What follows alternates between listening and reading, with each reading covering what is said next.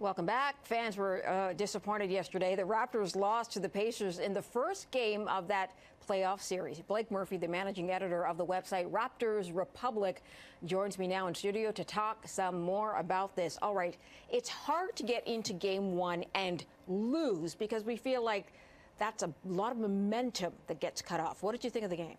I thought it was really disappointing. The Raptors have spent the entire season saying that this wouldn't be the same as last year. Where they were built better to win at both ends of the floor. They were more versatile. They were more matchup proof. And they were more experienced. And they entered the playoffs more confident. And leading up to the game, that certainly seemed to be the case. So for them to come out flat like that and for the third postseason in a row at home turn in a poor game one performance, it was really disappointing. There are some positives they can draw from the game, and it's only one game in a 7-game series. But absolutely not the start they wanted, not the start that they were expecting. And in terms of, the entire season trying to draw fans back in after maybe they were disappointed the last 2 years is absolutely the worst start you could get off to in that sense. Yeah, there was a lot of gnashing of the teeth after the game, I'm sure. Let's talk about on the court what they were doing wrong, because this is a team has been applauded for having a great bench and getting that team to work together. Obviously, it didn't work yesterday. What were they doing wrong? There were a couple of smaller things. There was no one big thing kind of hanging over things that was all that egregious. Paul George had a huge game for the Pacers, but Paul George, before he broke his leg with USA Basketball last summer, was a top 10 player and an MVP in waiting, basically. So for Paul George to come back, it's a great story. It's unfortunate for the Raptors, but him going off isn't all that surprising. I thought the Raptors could have done a better job on him. DeMar DeRozan spent most of the game as Paul George's primary check.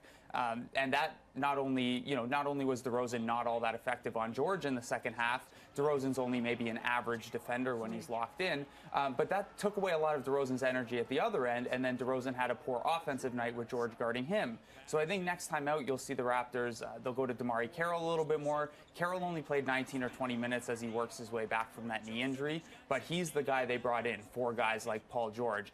So I think you'll see more Carroll on George. I think you might see a little bit of Norman Powell on George. And kind of slowing him down and at the same time getting DeRozan going on offense will be the key focus for them for game two. In terms of rotation and the bench, Dwayne Casey's hand is being forced a little bit because Carroll was out for so long. Norman Powell kind of ran with that spot in the rotation, but Casey's now being forced to expand his rotation from 9 to 10 players unless he wants to take Powell back out, unless he wants to make a move that he's been hesitant to make, taking Luis Scola out of the starting lineup, which, Scola turned in a decent game in game one.